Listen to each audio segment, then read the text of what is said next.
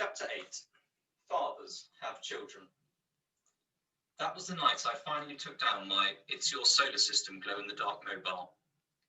It wasn't even astronomically accurate. It still had Pluto on it. Everyone knows that Pluto is not a planet anymore. It's something a bit too big for an asteroid, but too small for a planet. It's nothing. Like someone who's too big to be a kid and too young to be an adult. Then the phone rang. A friendly voice said, "Hi, Drax Communications. Still want to be the world's best dad?" This time I waited for the options to come up, but they didn't. There was a pause, and the friendly voice said, "Hello, Mr. Digby?" "Oh, what? Yeah, that's me. Who's that?" "Dr. Dina Drax here. I've been waiting for your call." "You've been waiting for my call?" "Yes. But I tried to call this morning and I was on hold for about a year. I thought there must have been 1,000,000 people in the queue." "But I told you you were specially selected. Didn't you believe me?" "Yeah, but the whole on hold thing went on for so long. I really wanted to share that piece of music with you." "Well, thanks. I enjoyed it. And to find out how patient you were. Patience will be an essential quality on this trip." "Oh, I can be patient. Really, I can sit for hours." "Good. Well, Mr. Digby, you're through." "That is completely cosmic. A car will collect you from your registered address at 8 o'clock on Tuesday morning." "Dr. Drax, the rocket. What kind of ride is it? Is it a reverse bungee or a roller coaster? Or wait and see. That's one of the ways in which you can exercise your patience. Now, tell me a little bit about the child you'll be bringing." I'd completely forgotten that dads have children. "I do hope it's a girl. We're very short on girls." "Oh, she's a girl then. Definitely. Anything you say. And what's her name?" "Who?" "Your daughter, Mr. Digby." "My daughter. Time to engage. I said the name of the only daughter I'd ever had. I said, it's Florida. Her name is Florida." If Liverpool city centre was level 2, a secret location in China must be level 50 at least. I wasn't going to make the same mistake as last time. This time I was going to skill up before leveling up. In World of Warcraft, you can have weapon skills, gathering skills, or trade skills. You can have mining skills too, but they're a bit rubbish when you have to buy a pickaxe. If I was going to go on a quest disguised as Florida's dad, I would need dad skills.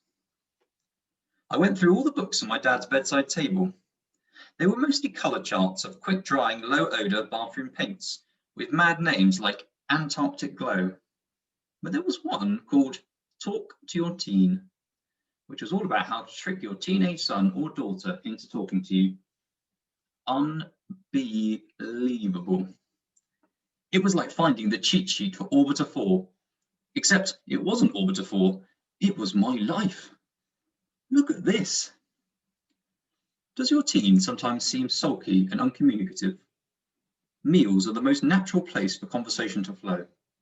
To create the best possible conditions for this, you should turn off the television before eating and try to serve fiddly food. Fiddly food keeps everyone at the table longer. Whereas a pizza can be dispensed with in a matter of minutes, a kipper can keep a hungry teen at the table for fully half an hour. In other words, meals are traps. Except, what sane person would bait a trap with kippers? It also said, it's very important to show an interest in their world. Ask them about their friends, their music, their books, and their computer games.